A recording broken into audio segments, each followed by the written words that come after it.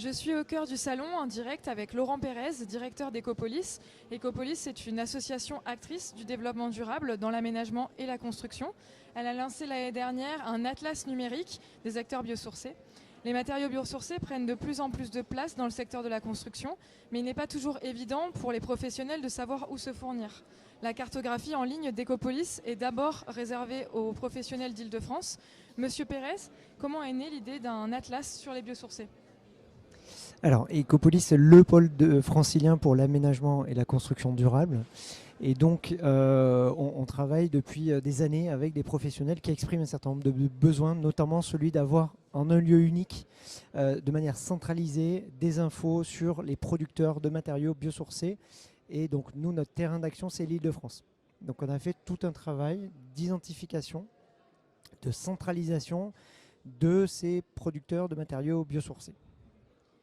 Est-ce que vous pouvez nous expliquer plus précisément comment fonctionne cet atlas et à qui il est destiné exactement ?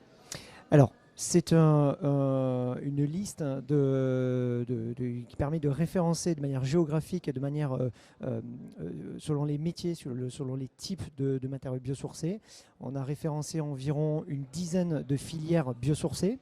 Et initialement, on pensait avoir quelques dizaines de professionnels. On en a référencé plus de 260. Donc c'est gratuit, libre d'accès grâce aux fonds publics en fait, qui nous soutiennent, qui nous permettent de faire tout ce travail d'intérêt général.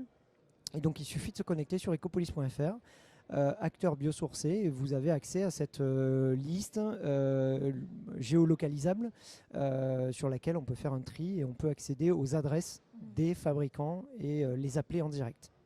Et j'imagine qu'il y en a eu. Enfin, quelles ont été les difficultés que vous avez pu rencontrer lors de la conception de cet atlas ? Alors, il y a une première difficulté, mais qu'on connaissait, c'était d'arriver à centraliser en un même lieu. En fait, des infos sur le bois sont plutôt sur la filière bois, des infos sur la paille, etc. Donc, ce sont des infos qui sont un peu parsemées sur les différentes filières. Chaque filière en fait, a ces infos, mais elles ne sont pas toutes ensemble. Exactement. Donc, on a déjà fait ce travail de rassembler.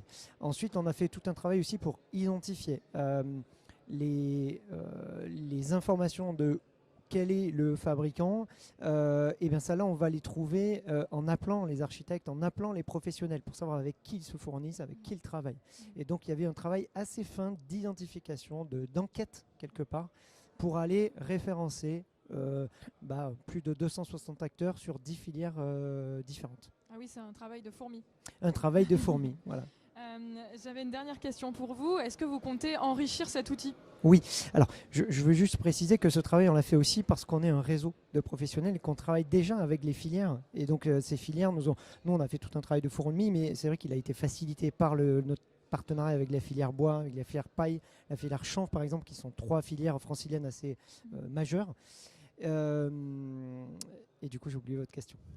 Comment vous comptez enrichir l'outil ? Voilà. Alors l'outil, il est enrichi. Un professionnel qui fabrique un matériau biosourcé qui n'est pas déjà référencé peut nous écrire. En fait, on a les coordonnées qui sont à dispo sur le site internet.